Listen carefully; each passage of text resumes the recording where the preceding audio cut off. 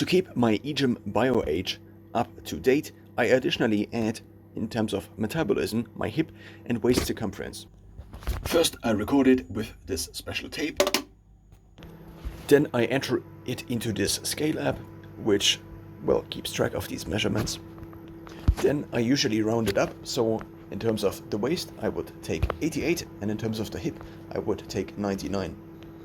I then click on hip circumference, I click on add, and this adds both, because it wants to add the hip to waist ratio.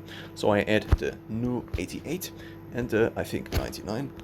I then often double check because I can't quite remember. And then I usually also screenshot and click on save. The second thing I update is the cardiovascular portion, since this data is not pulled in automatically from Garmin, even though my Garmin account is connected to this. To see if there are changes in the biological age calculation, in this case the subcategory cardio age, I take a screenshot before. Then in Garmin I search first of all for the weekly resting heart rate. I enter the weekly one because otherwise I would have to enter it daily or maybe monthly or yearly. But since I enter it weekly, I also figured I could take the weekly value. So here we have the value, which is 47. Again, here the 47. In here I click on resting heart rate plus I enter the 47.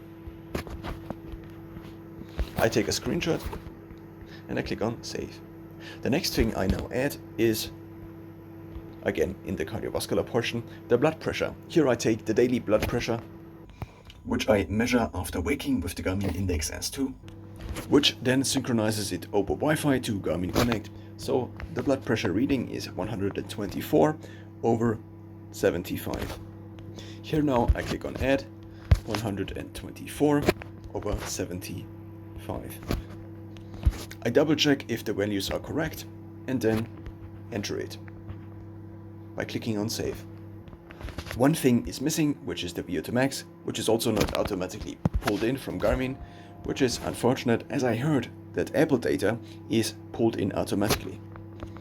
I check the running VO2 max estimate, since this is the one in my case that is updated more frequently. I also take a screenshot then of this year, the 4 weeks and the 12 weeks and the 6 months, as this is a good occasion, I think.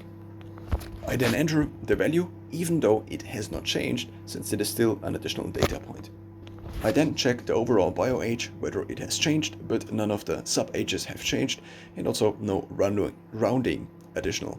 So no additional rounding up or down.